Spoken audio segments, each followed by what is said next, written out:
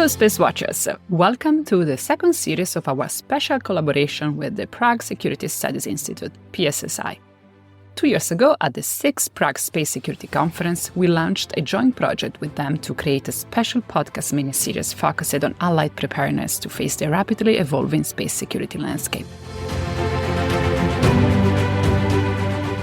It's an absolute pleasure for us to partner with PSSI, a non-profit, non-governmental public policy organization founded in early 2002 and based in Prague. The Institute, among its activities, seeks to illuminate unconventional threats emanating from authoritarian governments that challenge the Transatlantic Alliance and other partners globally, especially in the economic and financial and space domains. All the interviews in this space security mini-series were conducted during the 7th Prague Space Security Conference, held from the 16th to the 18th of June 2024. The traditionally biannual event will now be held every year. It has become a well-known and established high-level conference series with senior officials from Europe, the US, and Japan. And for the first time, there were also representatives from South Korea and Taiwan, as well as select experts from industry and academia. This series, launched in 2011, is designed to advance allied policy decision-making on critical space security issues. This unclassified gathering brings together the highest levels of military allies, national security experts, and senior industry representatives. Enjoy your listening. Hello, Space Watchers. We are today with Deanna Ryals, the Director of International Affairs at the Space System Command, U.S. Space Force. Hello, Deanna. Thank you for being here with us. Thank you for having me this morning. How are you doing? Great. So, my first question for you is, what do you think are the primarily global space security challenges we face today? And how have they evolved over the past 2 years? Because obviously the world somehow has changed after the invasion of Ukraine. Yeah, absolutely. It's not just the change because of the conflict in Ukraine. It's just the change of so many nations and private equities and academic partners having easier access to space. So since 2015, the number of objects on orbit in space has increased 550%. That's 950 new satellites. So it's really a challenge from both a congestion perspective. The space domain is getting very congested and contested as we're working either together in some cases or against one another for spectrum, for the premier locations that we want to place our spacecraft, et cetera. So that's been a big challenge that we've seen over the last several years. I think that continues to grow as the cost to enter space continue to come down and more people have access to space, more assets are going up, and so it's going to continue to be a problem for us.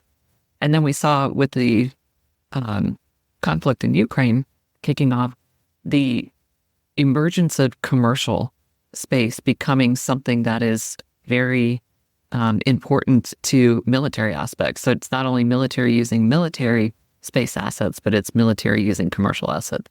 Very interesting. That's like one of those sensitive topics that we still have to find a common ground. Yes, it is. So when it comes to the ally between US and Europe, our collaboration, what do you think is the current status? I think the collaboration is getting so much better. We are making an incredible number of strides in different areas. I think one area that the U.S. is particularly involved in is an initiative called the Combined Space Operations agreement that we have with 10 nations now. And the focus of that effort is to integrate our space operations centers so that we can communicate across 10 different nations. We can talk about what we're seeing happening in space. We can collaborate, share data and information. So in that one instance, we're making great strides in collaborating more closely with specific European nations. And I think the second area is, as NATO has become very focused on space as well and has declared space a warfighting domain and has set a space policy now, working across all 32 NATO nations has become a goal for us from a space perspective. So I think our integration is getting much better. We certainly have a long ways to go as we continue to think about the policies, norms of behavior in space, just the way we talk about space and coming up with common taxonomy on what we use to describe space. But the fact that we're sitting down and we're talking together as a NATO alliance, as key partners in providing common space military capabilities, the draw closer between the United States and Europe for space is incredible. Fantastic. Also because we know how much is needed, this common taxonomy, as you define, is a very good term. So in regard to the Five Eyes Intelligence Alliance, which is the US, Canada, UK, New Zealand, and Australia, plus additional partners, which are France and Germany, how do you think that this cooperation, so this, let me call it close club, but not in a negative way, affect other allied nations? Do you think they feel excluded? Yeah, I think it's interesting. We often think just in the way of partnerships, when we talk about military collaboration anyways, it's always a mindset of Five Eyes first, because we've learned how to work together amongst those five nations. We've done it for years. We have special security sharing arrangements in place. But when we start talking about space and the dual use of space, where it's commercial and military, it's civil, that opens up the need for the dialogue beyond just the Five Eyes partners. We're all doing things in space, and we're doing it from the civil perspective, the military perspective, the academic perspective. There's many different ways we collaborate. So I think we're seeing where we may have started our conversations with allies and partners in talking about space collaboration with the Five Eyes, that's growing significant. And I go back to the example I just used with NATO.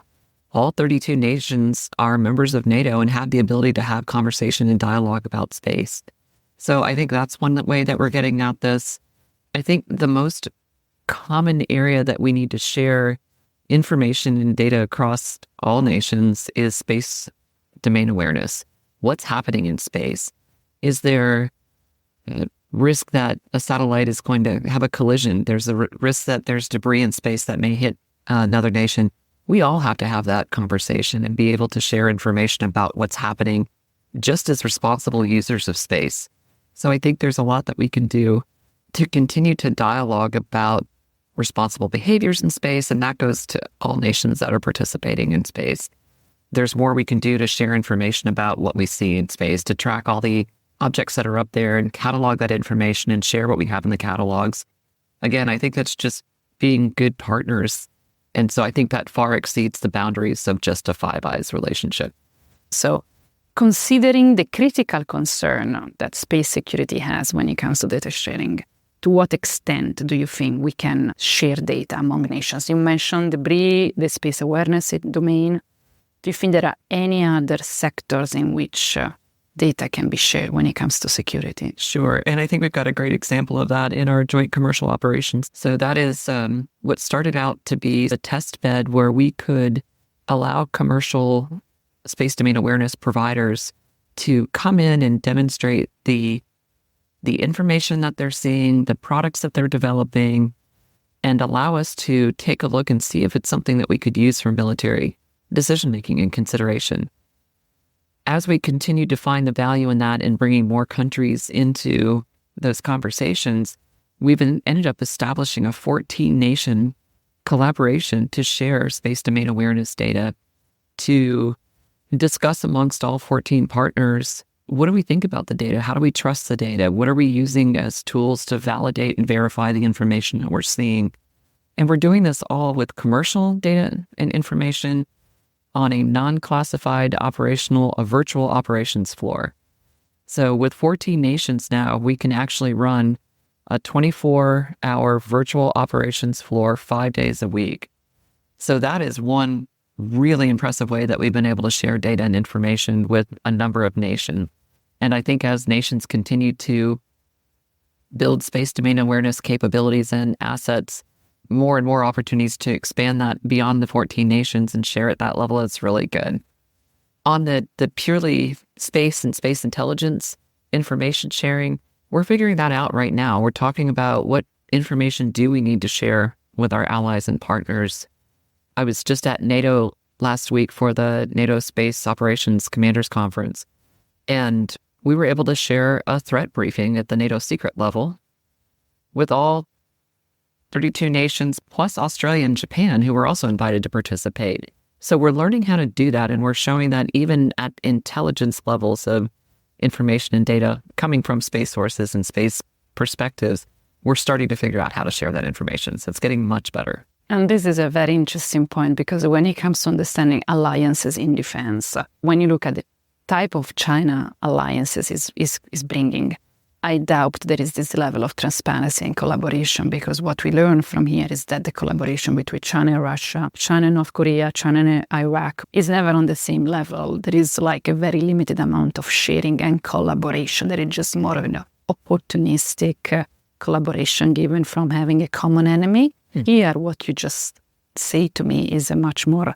collaborative pictures of 32 nations coming together. It is almost unique when it comes to security. Absolutely. And I think part of that is we are all starting to recognize the importance of space to our everyday lives.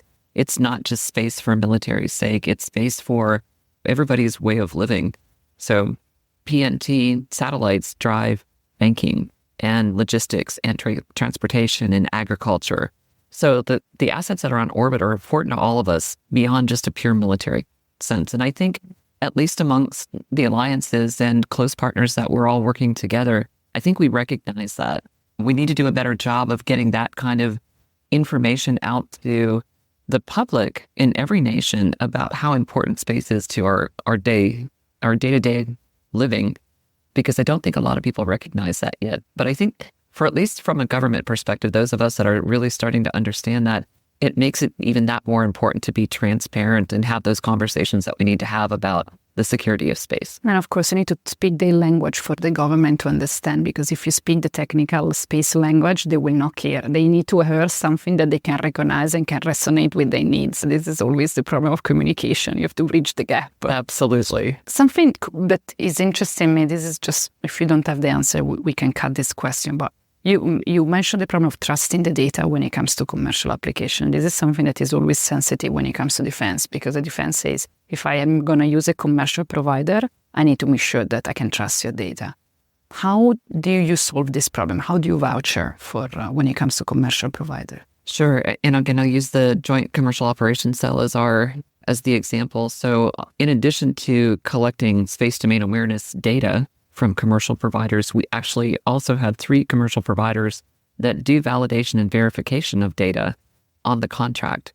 So we're almost allowing commercial, but it's important. And because we have 3 different companies, you're getting 3 different points of view on the quality of the data. We're actually asking the different operations centers. As I mentioned earlier, we've got 3 operations centers around the world that are being manned by 14 different nations. One in the Pacific, which is in New Zealand, run by New Zealand and Australia. One in the Meridian, which is in the UK, supported by a number of European Meridian countries, if you will. And then one in the United States that's serving the Americas. But all of us are looking at the data, and we're all looking at the analysis that the commercial companies are doing at the data. So we're all getting a chance to see, right, what that level and the quality of data is. And if we continue to find that there's data that we don't believe is good quality, then we won't contract with that company again. So it's really important to the companies also to be able to come in with validated and verifiable data, if you will. So I think that's driving a lot of reforging of trust between the government and commercial, if you will, by doing this. And the more we continue to do this and companies continue to prove that their data is good and they can be relied on, I think that the trust factors will continue to increase. Deanna, last question. How do you think that the US and allies can work closely together to integrate national and commercial space? Yeah, thanks for that. Integration is one of the biggest things that we talk about when we get together, either through NATO or through combined space operations or any number of events.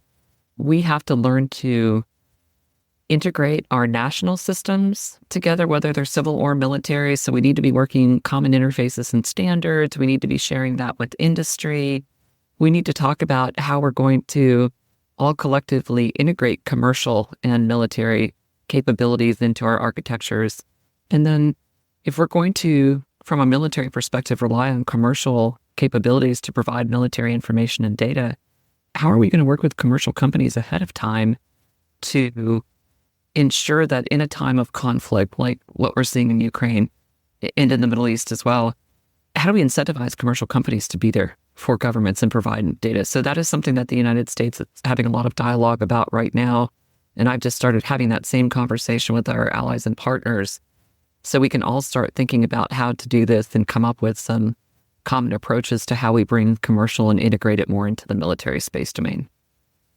Fantastic. Deanna, thank you so much for this enlightening conversation. As always, it's complex because this space is defense, is commercialization, is international relationships. But thank you so much for your clarity of thoughts. And I hope we will be able to catch up again and maybe just to understand better how the US is bringing together this common architecture, this integration, and how can the US and Europe keep collaborating together on these important matters. Thank you so much. Yeah, thank you, Emma. Looking forward to the next discussion. Thank you. Thanks for joining us on this Space Café Radio Prague Space Security mini-series, supported by PSSI, the Prague Security Studies Institute. PSSI is the organizer of the 7th Prague Space Security Conference, part of a prestigious high-level conference series launched in 2011. If you wish to learn more about this topic, do not miss our first Prague Space Security series, available on all our channels.